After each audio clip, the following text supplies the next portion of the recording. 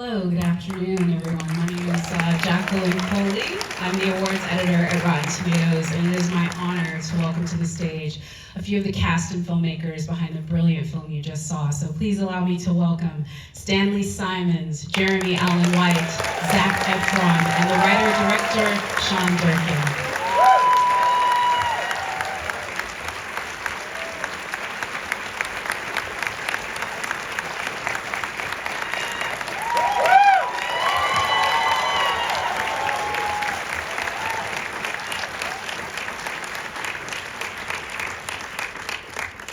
Gentlemen, first of all, thank you all for that incredible, heartfelt, and very emotional film. I got to see it in Dallas at the premiere, and I'm so glad that this audience stuck around to hear what you guys have to say about it. Sean, I'm going to start with you, because I didn't know that Canadian folks were so into wrestling from my home state, practically, and really sort of this driven for this story. But talk about your journey with the Von Erichs, when you wanted to realize this story, and more importantly, how you got them to sign on to really delving into a lot of their personal history.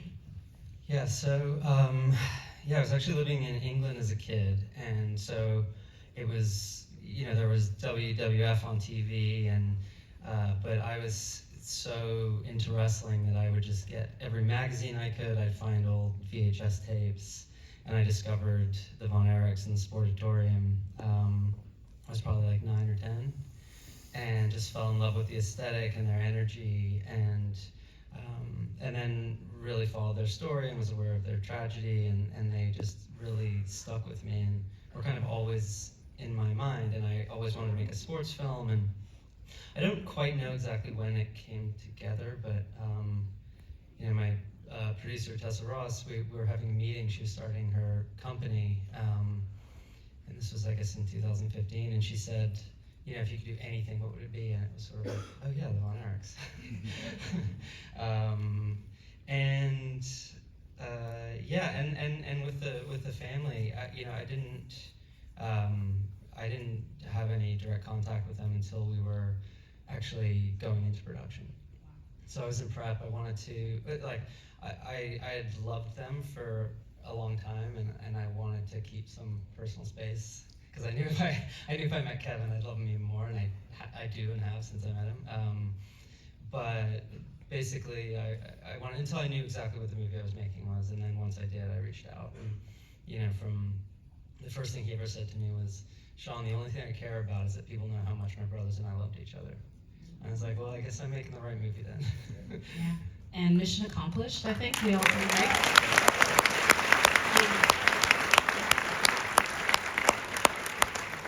Before you get to that conversation with him, you have, I think, a very difficult task of casting this larger-than-life family, who anyone who knew anything about wrestling definitely of that time knew who they were. They're very much emblazoned in the mind, but for a lot of other folks, this would be their first time coming across them, and so they had to be very distinct characters. And I'd love for you to start with who you sort of began the journey with in your first conversations. Like, who was the first brother cast? I think Zac was the first one, and what about his sort of previous work, or your conversations with him let you know that he was going to be able to play Kevin?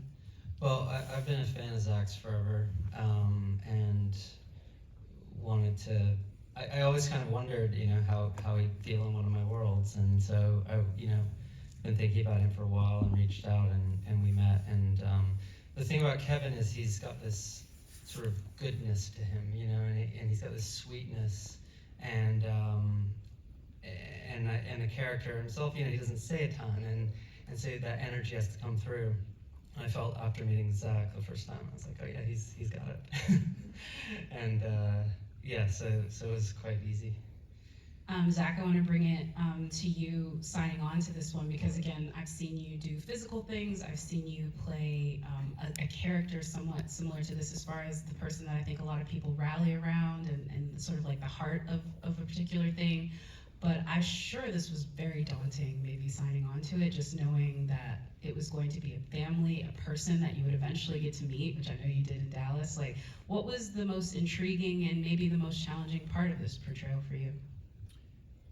Well, Sean kind of said it. I've loved Sean as a filmmaker for a very long time, and I had often thought of if I could fit into one of your worlds. So it was pretty cool to.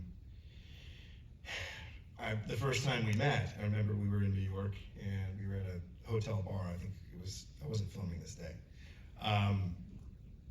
But you were interested in making something, and you said, all right, this first part's going to be a bit jarring. And I was like, oh gosh, this is going to be some magic mic or something. So what is he going to do? Oh gosh. He said, it's a pro wrestler. And that was the next closest thing. I went, oh. Okay, what's the song? He goes, don't worry, it's a true story. It's a true story. And he continued then over the course of, I don't know, probably 1 or 2 hours telling me the story of the Von Erichs and his plan to make this film. And I was captivated. I remember I signed on right then and there, and I knew it would be daunting, but I think that kind of challenge is the thing that makes this industry exciting. It's what's exciting to be an actor. And Sean was clearly the kind of guy who was capable to guide me through finding Kevin Von Erich. Yeah. I will say one of the most interesting things about this is when you know about the story even a little bit, the first thing you hear is tragedy. You don't hear about the love, you don't hear about anything else. It's sort of the tagline. I think it's why Kevin maybe wanted to stress the love of the family so that didn't become the only thing. And your character, I will go ahead and say this, his sort of tenacity and steadfastness is something that's very hard to portray in the face of everything else that's going around here. I'm curious, how did you sort of portray this version of Kevin believably in his earnest despite everything that was going around, so that when he eventually does turn, we feel that, like, we feel how this is such a big shift for him later on in the film?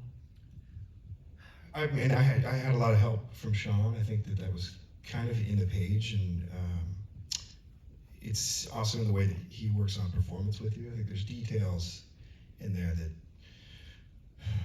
lend themselves to being stoic and really feeling something in the moment. And he guided me through this whole movie that way. But Kevin Von Erich said something similar to me. He said he appreciated that kind of inability to express his emotion or what he's going through, like to his father, really to anybody, for a very long period of time, about what was going on in the ring, about how demanding it was, about how it was taking its toll. And he appreciated that about the performance, and that made me really, really happy. We sat for like an hour and a half, and he talked to me about it. It was incredible. So yeah, I don't know how. I think it was a lot of Sean. Yeah, I want to talk about y'all's fateful meeting in Dallas because I'm sure that was absolutely incredible. Stanley, I'm actually going to bring it to you because folks got to hear your incredible song on the closing credits, and they got to see you do that aspect of your character in the film. But I'd love to hear about that day because, again, these guys are doing very physical things, but like I think I'd be very intimidated to start singing in that sort of room and the way you guys had to do that. Talk about that day that you guys had to do that music scene, because I know that was, one, recorded live, two, you had the entire cast there, and I heard that you may have done a little brief serenade at one point during the process of it, which I think is all great. Yeah. Well, I first want to say that Richard Perry, he wrote that song. I didn't write that song. Not right, sorry, before. But he did an amazing job in that. And then I want to shout out the band that I did it with as well. They're called Lovers. And they're a really great group of kids. And we were debating with Sean whether or not we were going to do it live. And then and I was very scared about that scene. It was probably the most challenging scene I had. And I think once we were there and we did it live, it turned out great. It felt right as soon as we started playing. And I think it's a party. It's not supposed to be 100% perfect, but it was a fun time, and I think we all had fun that day. And yes, there was some downtime, and I was singing some High School Musical songs. Sorry, how would be in trouble if I didn't mention that you sang High School Musical to Zac Efron like that day? Where was I for this? I want to see. Real talk. What was that like for you? The brief serenade. What was it like? Like taking, Remember? looking in a mirror? Yeah, He said, you're not hitting it. And I was like, oh. Oh, you got notes. You got notes. God damn it, Stanley. I do remember that being one of the most fun days of filming that we had. We showed up to, filming a house party kind of can go one way or the other. It's either a lot of people that are stuck in one room for many days. It can be kind of daunting. But this one was just electric. It felt like a high school party in Arroyo Grande or something. It was really, really special. I mean, we only had half a day to shoot it, so we didn't have much luxury. And it was pretty cool. I think one of the first times I got to see you perform that song was as we did the oneer that pulls us into the party. Yeah. That was one of the first times I really ever heard it. And it kind of became the theme of the movie a tiny bit, right? Yeah, definitely. Heck yeah. And yeah, I mean, I felt really strongly about recording it live. I really wanted to, so we had, the space itself is tiny. It's like a nightmare to record sound in there, and we had to go to great lengths to even get it Make recorded. it sound good. It sounds good in the movie. You should have heard it live. It was so fun. Yeah, we were it was couldn't perfect. stop moving. It Yeah. was just fun. Yeah. Oh, I do love that. We got a little house party. Jeremy, sir, I definitely want to go into everything that your character goes into this. Everyone, Harris, who's not here, unfortunately, Lily, and all of you give incredible performances, but your character is also someone that goes to a lot of different places in this one, which I thought were just absolutely jaw-dropping and incredible. But I will say this is such a shift again for, I think, even you. What was the intrigue for you signing on to this? Because I do think you're somebody that's very particular about the type of roles that you want to take, and I think, was it the character? Was it Sean? What was it? Maybe you wanted to get in all that spandex. I don't know. Yeah, the draw, there were a lot. Sean was really number one. I've known Sean since I was like 15.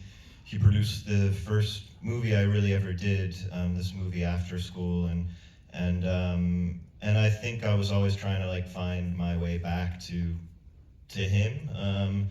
So yeah, just Sean from the start made it really interesting to me, and then we started speaking about it. I watched the episode of Dark Side of the Ring on the Von Erichs.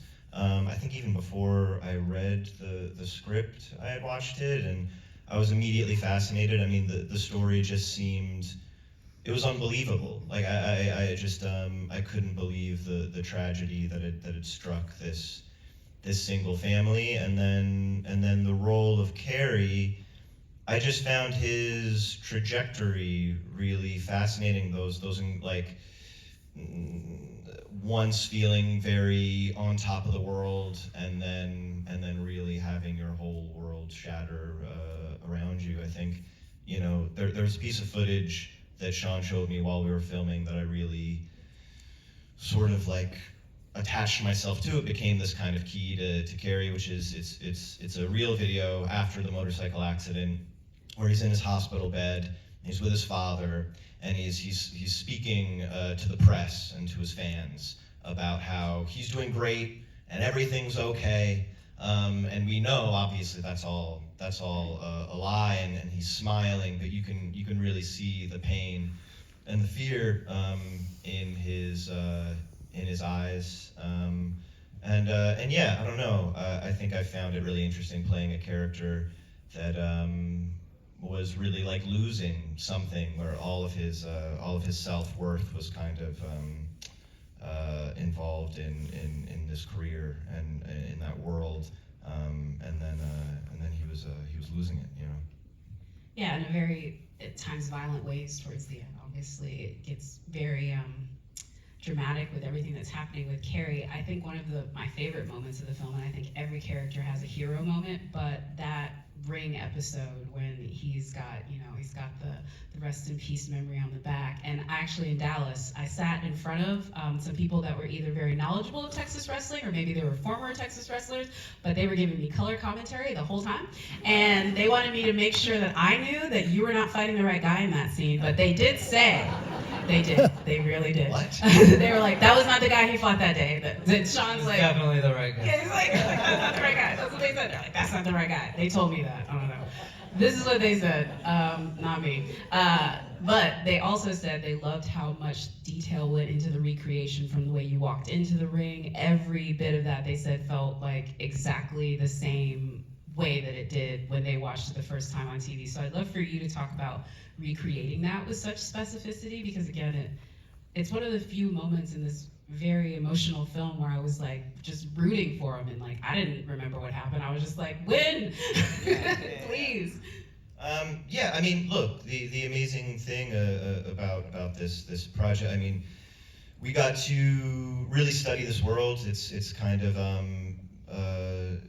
the greatest thing about being an actor is you get to kind of spend months learning from professionals from these different worlds. And yeah, we had a great deal of footage on these athletes, on these performers, and so yeah, we would get together and we would watch these men do what they did, and we also had really amazing, like our wardrobe department was so specific, hair and makeup, like we just had a really excellent team put together by Sean to make sure that everything was sort of as accurate and detailed as possible, you know. Yeah, I'm obsessed with the detail and getting it right, and to the point where like people have to tell me to calm down about wrestling detail because I'll just like go off. And so it was a big challenge for me, right, to tell the story of this family where I could tell you the wrestling timeline of each of the boys for a decade, you know, and to try and like separate myself from that and be like, okay, well that's not important to the story, and just get to that place of like, okay, these matches are important to the story,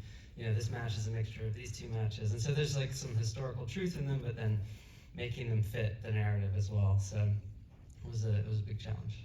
One thing you can't grasp, and this is the first time I met Sean, but within 5 minutes, I was like, oh man, this guy went deep. He knows more about wrestling than I've probably ever forgotten.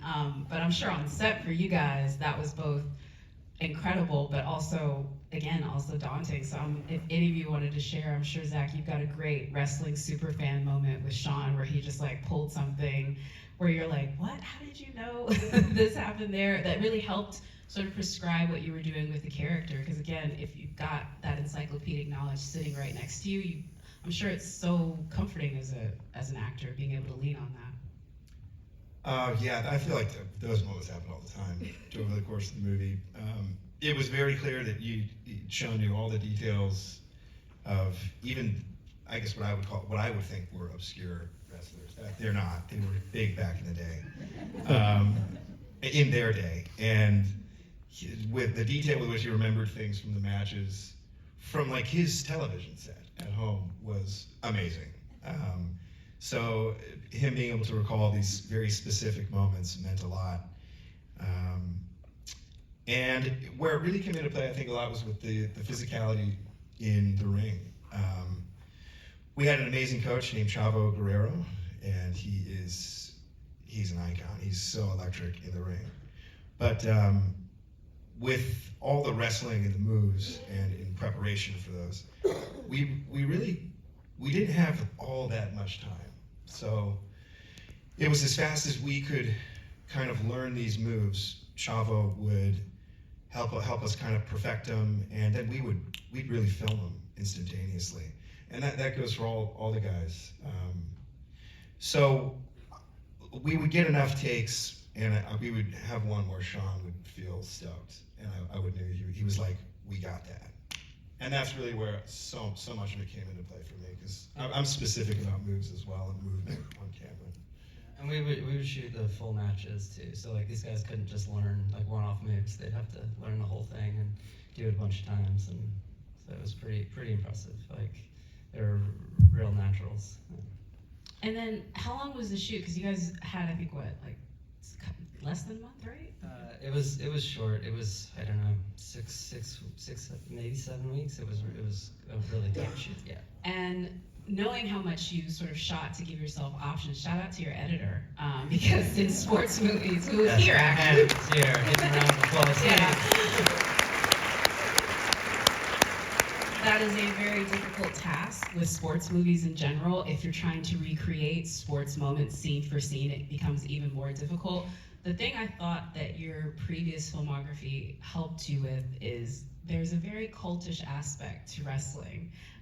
And for folks that don't know your first film with Lizzie Olsen, which that definitely dials into that, as well as dysfunctional families, how much of that did you want to make sure translated to this? Because I do think, like, for folks that grew up watching wrestling, we don't see it, but with other folks, I would imagine watching this film, you don't understand just how insanely popular it was at that time. Like, it really doesn't scratch the surface of how deeply passionate people were at that time with this type of stuff, and then how detrimental it became to the people involved in it because of it. Yeah, absolutely. I mean, I think wrestling is such a beautiful thing because, I mean, first and foremost, it's like an unsung art form. I mean, it is incredible, like, especially getting in there and learning what these guys do and seeing it firsthand. It's the physical element of what they put themselves through, but then it's such a beautiful thing. It's what I connected to as a kid, was this ability, like, it gets people engaged in these simple stories of sort of good and bad, and it allows people to go on a Friday night and scream and cheer and boo and feel all the feelings, you know, especially back then. And it's one of the things that drew me to this place and time for this film, where maybe they weren't expressing themselves at home or, you know, at work, or, you know, they didn't have, it wasn't the expression that we have now, and the vocabulary we have now around these things aren't there. And so wrestling still is, but I think then in particular was a place to express. And that, yeah, that really drew me and connected me to it. The other thing I wanted to talk about is we do have some absent folks here. I already mentioned Lily and Harris, but the patriarch of the Von Erichs and everything that his performance has done in this film, again, remarkable. I've obviously seen him in so much, but seeing him in this was just absolutely kind of jaw-dropping. Just both the dysfunctional loving, like the minute he said I had a favorite kid, I was like, man, and he believes that. Talk about writing that character though, because I do feel of all the characters you had to write, and you wrote them with so many different layers, that one in particular was so delicate in that as horrible as things go, you don't feel him the villain by the end of the character of the story. It's very hard to say, you know, he is, but you know. No, but that's credit to Holt as well. He brought so much love, and it's such a transformative performance on his part, and you know, I think he's so good that you just assume he's like that if you don't know him, you know. But it's like it's a tricky role to write, because, you know, Fritz in real life was the way he was, and it is hard to depict with nuance. And so it was a lot of work, and then a lot of work from Holt. And it's funny, you know, getting back to the cult question, which I forgot to answer. You know, in a way, it is sort of like a cult leader, and it's sort of like in any film I do, I never judge anybody, never judge a character, and treat them as a whole person. And so that's, you know, that's always my approach. And, you know, I think every family has a set of rules and a set, you know, a set of behavior, and you don't always know how particular it is until you get out into the world and look back on your own family and say, oh, not everybody does that, okay. So for me, you know, cult is a negative word, but the sort of aspects of cult exist everywhere all the time, you know, so I think it's something I continue to come back to in my work, even if you're not making something about a cult. I will say this before we get out of here. It was serendipitous, but also very strange to hear you all learn that the strike was over as you were walking onto the red carpet in Dallas. That was actually pretty hilarious. We got great footage of that. We were like, it's over, it's awesome. But what was even more interesting for folks that weren't there is y'all went inside, and like there was like line dancing. There was this whole Texas-style event, but the entire Von Erich crew was there, and I know, Zac, you did get to talk to him, and I don't want to obviously invade in that moment, but just hearing, look, I work at Rotten Tomatoes, so I will say that's a review that you probably wanted to hear, so I would be curious if you could pass along the review. Yeah, I'm Kevin's whole family was out in Dallas for this, and I guess this was the night before the premiere. We sort of had just I don't know what they call it, a meet and greet dinner sort of scenario, but There were quite a few people there, and when I walked in, I spotted Kevin kind of across the room, and so I knew he was there. I was very nervous about what he thought of the movie. And after a couple minutes of saying hi to some of his family and stuff, I looked up and I saw him go like, and he pointed towards the patio. I was like, oh, okay, cool. So I was like, hey guys, I'll be right back. I'll be right back. And I just went out to the patio, and we had we both sat down, like right across from each other, and we sat forehead to forehead, just talking about life for like an hour and a half. And he told me that he did in fact enjoy the movie and things that he did and did appreciate about it. And yeah, that is, I can't really put into words how that feels. That's far and away the most important review to me on so many levels. And oh man, it meant the world. Everything just came full circle at that moment. And so it's really fun. Yeah, shout out to Kevin, Vaughn, Eric. Yeah.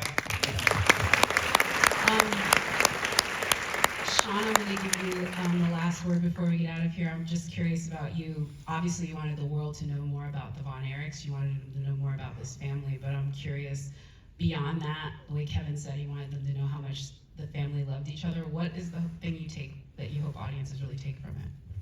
Yeah, I mean, I think it's, what is it, 40-year-old story, I guess. But I think, the issues of masculinity and how we tell our boys to be and what's acceptable and what isn't, what makes a man, those sorts of notions, I think, as much as they are getting better, it is still a major issue. And, that is something that's very close to me and important to me about making this film, along with, just the story of survival of Kevin and him finding, re-finding himself surviving because of love and family and being able to express himself, which is, the difference between him surviving and not, ultimately. All right, well, thank you all very much. I want to thank all of you for watching A24 and remind everyone that Iron Claw is available for voting for all categories. Thank you. Thanks, guys.